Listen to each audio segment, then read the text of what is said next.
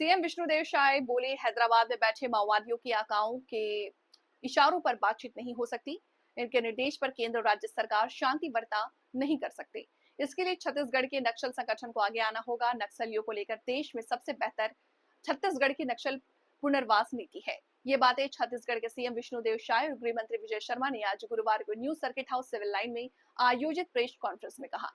CM Sai ने कहा कि नक्सल आंदोलन की रीढ़ कहे जाने वाले माओवादियों का महासचिव बसव राजू मारा गया। उनकी गिनती माओवादियों के शीर्ष नेता के रूप में होती है। उस पर 3.25 करोड़ का इनाम घोषित था। छत्तीसगढ़ सरकार ने 1 करोड़, गृह मंत्रालय भारत सरकार ने 1 करोड़, एनआईए ने 50 लाख, आंध्र प्रदेश सरकार ने 25 लाख और उड़ीसा सरकार ने 25 लाख रुपए के इनाम घोषित किए थे। 3 दशकों में पहली बार जनरल सेक्रेटरी रैंक का कोई माओवादी मारा गया। ये जवानों की बहुत बड़ी सफलता है। इससे नक्सलियों को बड़ा झटका लगा है। नक्सलियों की कमर टूटी है। इसके लिए सुरक्षा बल के जवानों की बधाई देता हूं। हमें उन पर गर्व है। अपने जवानों पर कई महीनों से जवानों को इनपुट मिल रहे थे कि करगुट्टा की पहाड़ियों में नक्सली कब्र है। वहां पर जवानों ने 21 दिनों तक ऑपरेशन चलाकर 31 नक्सलियों को मार गिराया। मैं खुद ही नक्सल कैंप दलगम में जाकर के जवानों से मुलाकात किया है। हमारे बस्तर रेंज के आईजी पी सुंदरराज उपस्थित हैं और हमारे और ऑफिसर उपस्थित हैं। इनका भी एसपी नारायणपुर भी उपस्थित हैं। मैं इनका भी अभिनंदन करता हूं। और बंधुओं, आप सभी जानते हैं कि राष्ट्रीय सुरक्षा के लिए नक्सलवाद बहुत बड़ा खतरा है। हमारा ये छत्तीसगढ़ जो समृद्ध सांस्कृतिक विरासत के लिए, घने वन क्षेत्र के लिए और विभिन्न जनजातीय समुदायों के लिए जाना जाता है, लंबे समय से नक्सल चुनौतियों से जूझ रहा है।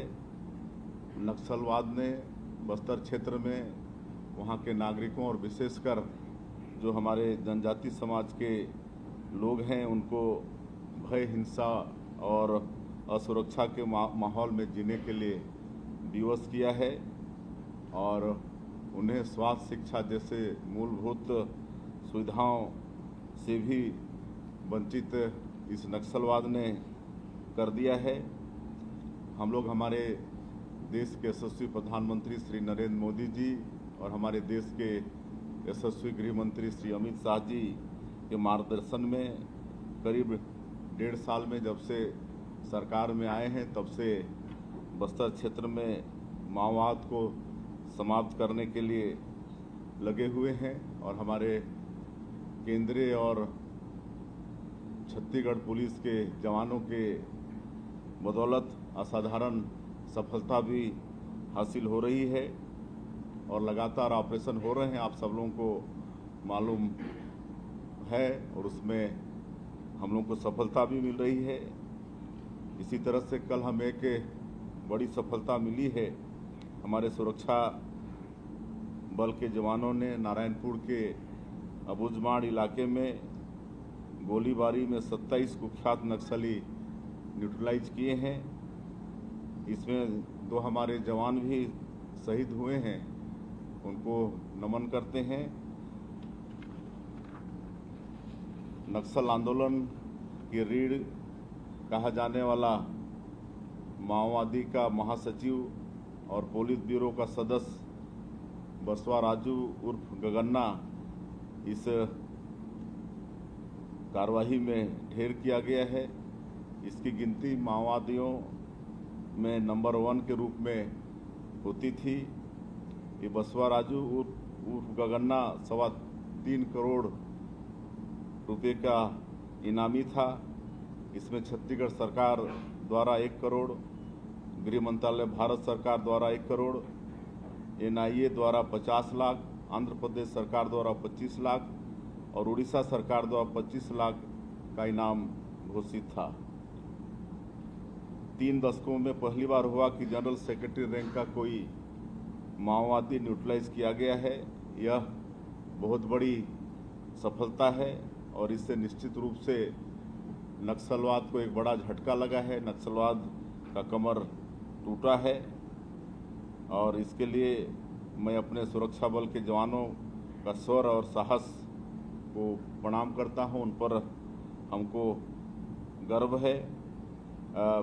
कई महीनों से हमारे जवानों को इनपुट मिल रहे थे कि छत्तीसगढ़ और तेलंगाना की सीमा जो कर्रे-गुटालू का पहाड़ी है उसमें नक्सलियों का जमावड़ा है और उसमें भी हमारे जवानों ने लंबे समय तक शौर्य का परिचय देकर वहाँ भी भारी सफलता हासिल की।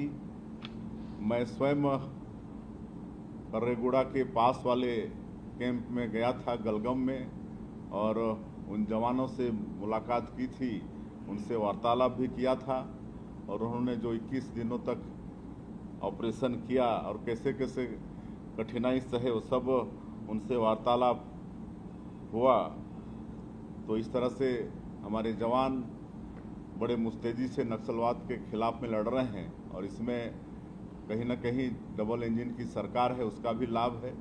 और हमारे देश के यशस्वी गृह मंत्री अमित शाह जी 1.5 साल में कई बार छत्तीसगढ़ में आए हैं, हमारे जवानों के साथ मुलाकात की है, उनके साथ भोजन किए हैं, उनका हौसला अफजाई किए हैं और इस सब के कारण भी हमारे जवान बड़े मुस्तैदी से लड़ पा रहे हैं।